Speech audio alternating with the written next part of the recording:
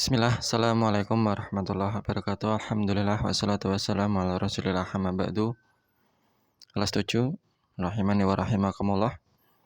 Saya ucapkan terima kasih bagi yang sudah mengirimkan tugas tafsir.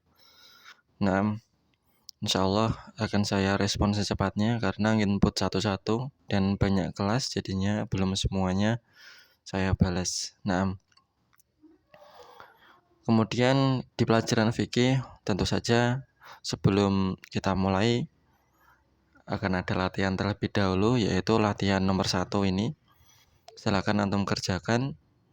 Nah, dengan tulisan yang baik ya. Udah fotonya jelek, fotonya buram, tulisannya nggak bisa dibaca, itu juga ada yang ngirim. Pastikan pencahayaannya terang ya. Jangan foto di tempat yang gelap dan diusahakan tulisannya bagus. Nah, nomor 1 saja ya. Nah, dari ada 1, 2, 3, 4, 5, 6, ada 6 kondisi tentang air. Jadi di situ kemarin sudah diterangkan hukum air yang tertimpa najis maupun benda tidak najis. Nah, sekarang kita masuk ke halaman berikutnya di hukum najis. Nah, najis pengertiannya adalah sesuatu yang kotor menurut syariat. Menurut syariat ya di sini, makanya harus ada ketentuan syariat dari Allah Subhanahu wa taala. Nah, itu najis atau bukan. Dan menghalangi sahnya sholat dan tawaf. Nah, dan pembagian najis ini ada 2. Yang pertama najis zatiyah. Ya zatnya berarti itu emang zatnya najis. Bendanya yang najis. Seperti ya kotoran anjing, kotoran manusia, babi, darah, bangkai dan yang lainnya. Nah, ini najis zatiyah ini dia bendanya najis dan tidak mungkin bisa menjadi suci. Ya. Kotorannya ini bersihin kayak apa ya tetap aja dia kotoran. Nah, jadi dia tidak bisa menjadi suci. Nah, karena dia memang zatnya adalah zat najis. Yang kedua adalah najis hukmiyah, yaitu najis yang mengenai tempat yang suci.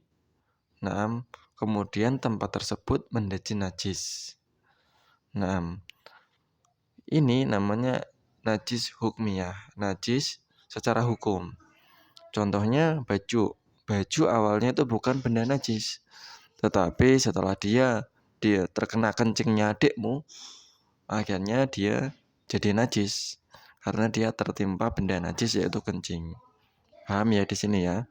Dan ini bisa dibersihkan menjadi benda yang suci kembali. Nah, dicuci bajunya, dihilangkan zatnya. Jadi cara membersihkan najis hukmiyah adalah dihilangkan zat najisnya. Nah, adapun pembagian derajat najis ada 3 ya. Ini menurut banyak ulama ada 3 derajat najis. Yang pertama najis mughaladah, yaitu najis yang berat. Yang dia dibersihkannya adalah dicuci 7 kali dan salah satunya itu dengan tanah. Berarti 6 kali pakai air, 1 kali pakai tanah. Jadi dia 7 kali. Nah, dan najis mughaladah ini hanya satu jenis, yaitu anjing ya. Yaitu apa? Anjing. Jilatan anjing ya. Dia jilatan anjing. Nah, atau air liur anjing. Ya, jilatan anjing atau air liur anjing. Nah, dan sebagian ulama mengatakan anjing semuanya itu najis mughaladah. Entah itu ekornya, entah itu bulunya, entah itu semuanya itu najis mughaladah. Nah, cara membersihkannya adalah dibasuh 7 kali. Salah satunya dengan tanah. Itu boleh di awal, boleh di akhir. Tapi saya sarankan di awal. Setelah dicuci pakai tanah, habis itu dicuci pakai air 6 kali. Nah, baru hilang najisnya dan bendanya menjadi suci. Nah, ini najis mughaladah. Insyaallah jelas ya. Kemudian ada najis mukhafafah. Mukhafafah ini adalah najis yang dimaafkan, yang ringan. Dan ini hanya satu jenis juga, yaitu air kencing bayi laki-laki yang hanya minum air susu ibunya. Nah, jadi ini hanya perlu untuk dipercikkan dan tidaklah perlu untuk mencucinya. Bayi laki-laki yang hanya minum ASI aja, tidak makan apa-apa. Kalau dia udah makan pisang dan sayur apa itu, maka dia kencingnya sudah bukan najis mukhafafah, tapi najis mutawasitoh.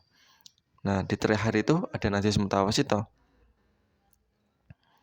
Nah, ini adalah kebanyakan najis yang kita kenal derajatnya di najis mutawasitoh ini. Nah, najis yang pertengahan.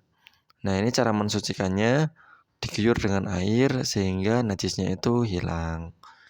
Nah, jika najis sudah hilang, maka menjadi sucilah benda tersebut, baik yang menghilangkan najis tersebut dengan sengaja atau tanpa disengaja. Seperti pakaian yang terkena najis yang jatuh ke dalam air yang bersih atau terkena hujan, maka ini juga hilang najisnya, meskipun dia tidak sengaja, kan kehujanan. Nah, jadi intinya adalah menghilangkan najisnya ini dengan membersihkan zatnya. Nah, aku qouli hadza. Assalamualaikum warahmatullahi wabarakatuh. Silahkan dikerjakan. Tugasnya saya tunggu.